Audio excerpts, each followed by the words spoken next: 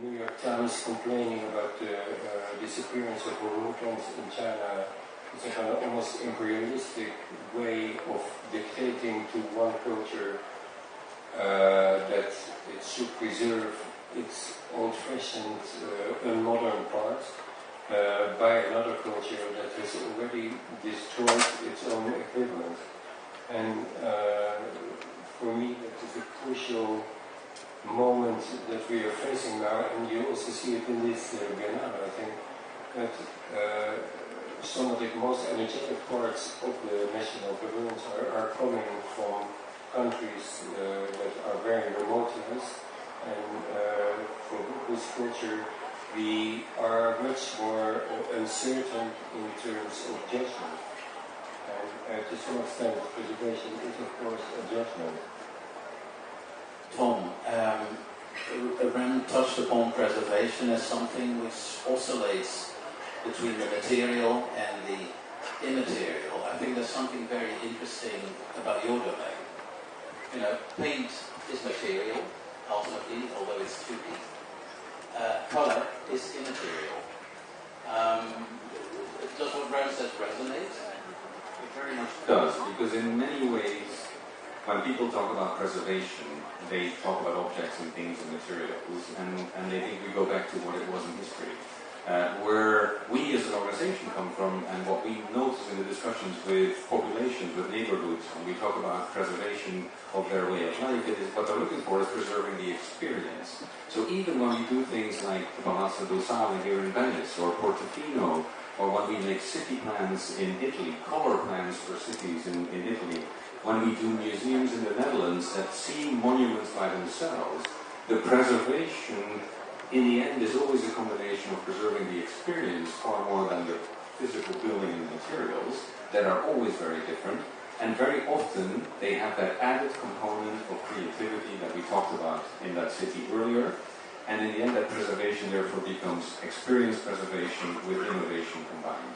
So that resonates because there is no single answer, and for us it's therefore been extraordinarily important to involve the communities when we build these color plans, when we build these things, when we act on preservation wishes of a population.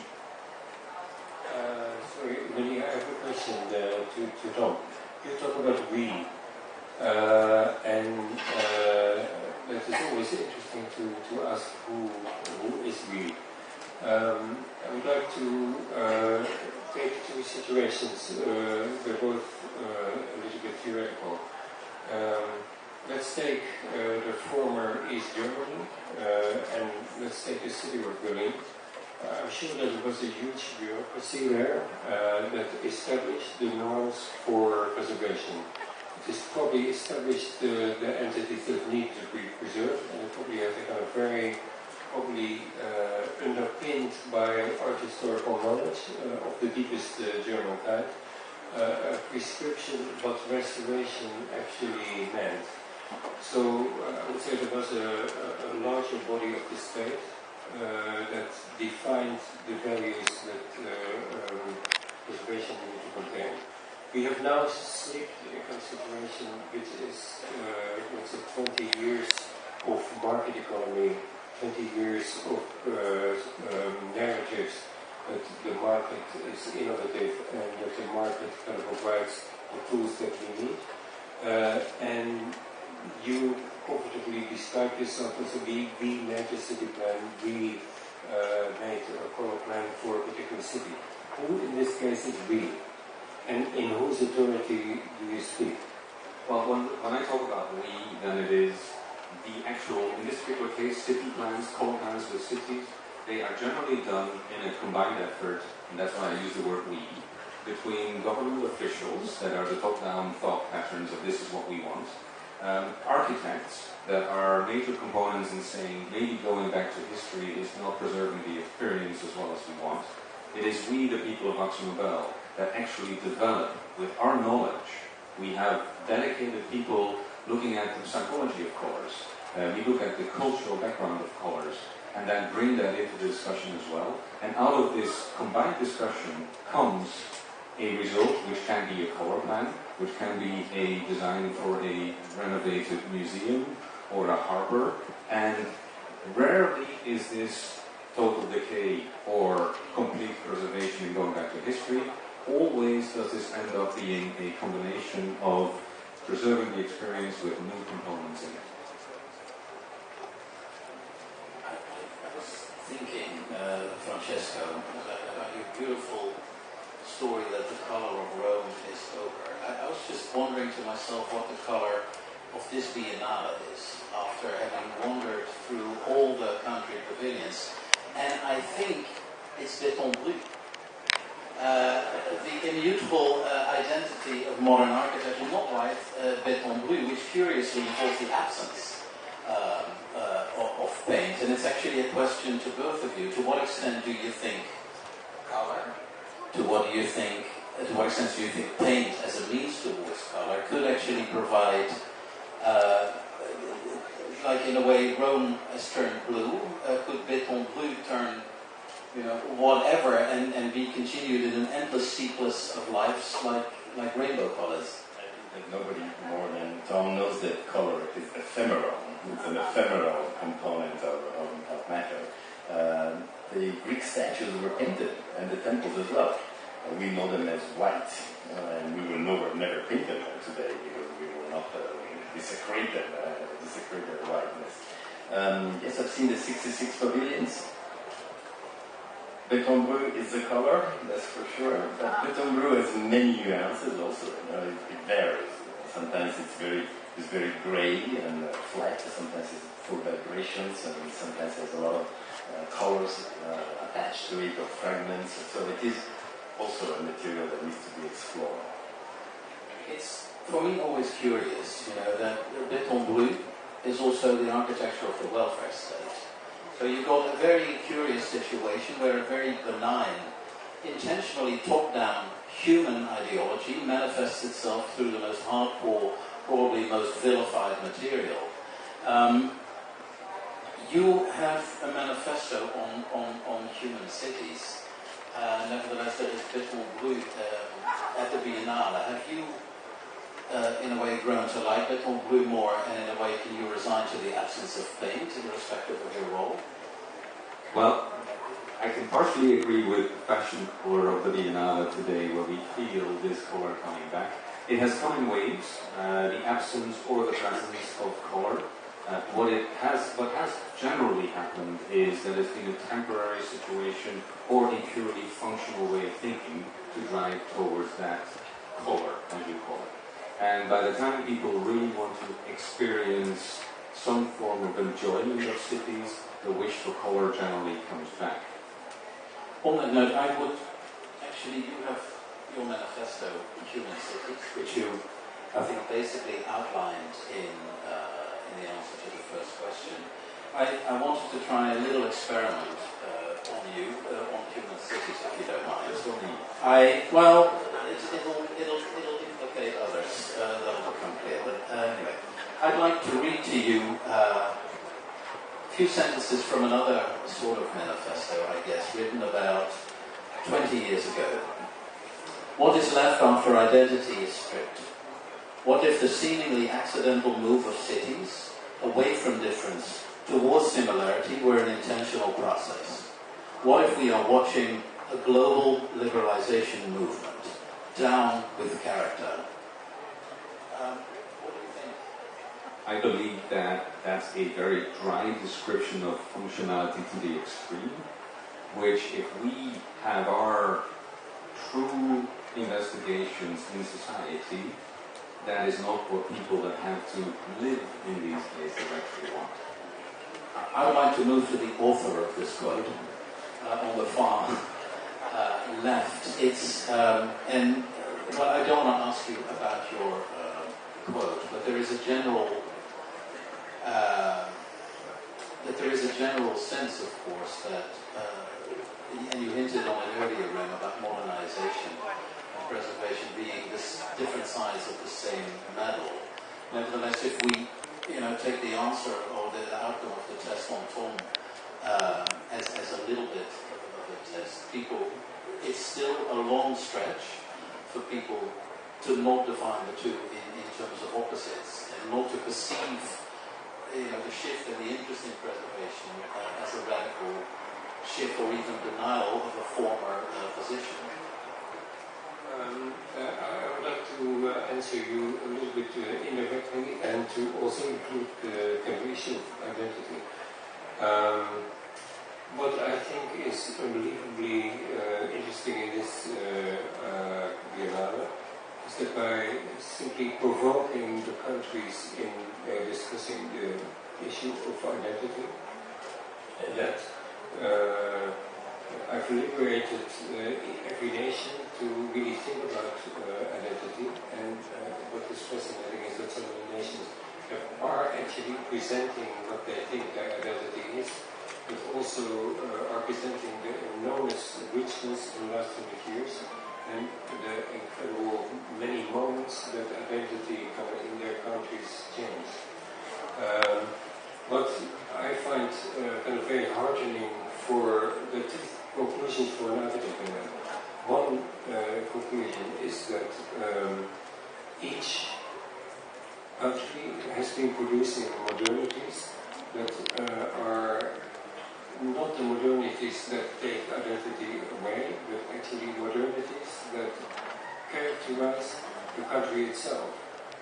And therefore you can very clearly see that there is a North Korean modernity, a South Korean modernity, a Japanese modernity, an American modernity, and that in spite of all the pressure to homogenization, these different modernities very often can be represented by modern buildings that are colorless, abstract, but that within all those seemingly similar things, diversity kind of really emerges. That is very exciting to me. What is discouraging for me as an architect is that not a single important architect has apparently participated in the history of the last 100 years in 66 countries. It's very noticeable that not a single architect plays a role in any of the pavilions as a crucial figure. So beyond my wildest dreams, when I said architecture, not architect, this Biennale is completely devastating in its conclusion of the irrelevance of architects. I will not start a debate about the fundamental difference between intention and outcome. On that notion, I think there's something interesting. The brief to the country pavilions was in a way a blunt statement about how modernization had erased local identity. And of course the reaction to the provocation was the fact that there is an immense amount of local identity as a result of that provocation. But also in a way, indirectly, you can enlarge that statement. You can say that something essentially homogenizing, or with a kind of global program like modern architecture, cannot help but in the end provoke identity once again, while it's supposedly replace identity. So if identity emerges regardless, even in the face of the most brutal global attempt to erase it, what does that mean for preservation as a discipline? First of all, identity is a human necessity, so it will always be found. People will always look for identity places, even if they don't have heritage. We try, of course, to preserve character and identity as we have inherited from the past, because that's, we think, this is an important resource for people. But necessarily, there are other places that do not have this. So in fact, I'm trying to understand this. Some emerging countries with low, very rapid urban development, you have places that have no history or little history. They don't have an identity? I don't believe it. I think they have an identity. Identity is a social projection. So little by little, either spontaneously or through some action of architects or public powers and on, identity places are created. Again, I would like to bring the example of Shenzhen, which is visited. Shenzhen didn't exist 25 years ago. It doesn't have an identity. I don't think so. They do actually. Except that this identity doesn't look like what we associate with heritage. It's associated to central places. In fact, at the core of Shenzhen, 15 million people, there is a big, enormous bookshop. The biggest bookshop I've ever seen in my life, 40,000 square meters of bookshop. So that's their identity. So there is always a drive, a push. obviously what we have inherited from the past that is a layer process, it's very valuable. So that's why this is the whole spirit of conservation. We try to value density that has been built across centuries and across a multidimensional history, very often complex, and this helps a lot of people to find. But there is a difference between heritage and identity, and this difference is becoming more sensible these days. There was another thing that struck me. Of course, the concept of the exhibition, I guess, in a way, is to aggressively assassinate the contemporary, or at least put the contemporary on hold for about 6 months. But in looking at many of the buildings that are displayed, which are often very beautiful buildings, essentially produced by architects which are not by definition famous. I mean, famous, beautiful buildings of largely unknown bureaucrats, even in cases. And in looking particularly at the pavilions dedicated to history, you get a sense is, where did all this go? I mean, where did that way of practicing go? And I wonder to what extent actually this Biennale is a continuation of Frollo House in 2010, where it's not just modern architecture that's under threat, but a way of practicing and maybe a profession that needs to be preserved. I think you're right. And in fact, we've been used in the past 20, 30 years to consider architecture just the product of the star system. And we see architecture as a design of large, sometimes improbable buildings. I don't think that's architecture. Architecture is much more than that. And in fact, it is the tissue or the fabric of our lives. So in a way, this Biennale brings it back to this fundamental dimension. Let's look also of the context where we exist, not just the design prowess of a few number, a small number of architects. It was indirectly also a question. I don't know. Really. But I would like to. There's one aspect we haven't really talked about. We're talking about kind of real things in real world objects and tangible entities. I think that one thing that the exhibition suggests is that we are at the moment that each of those traditionally tangible elements of architecture will be infiltrated or bonded or doubled by digital technology.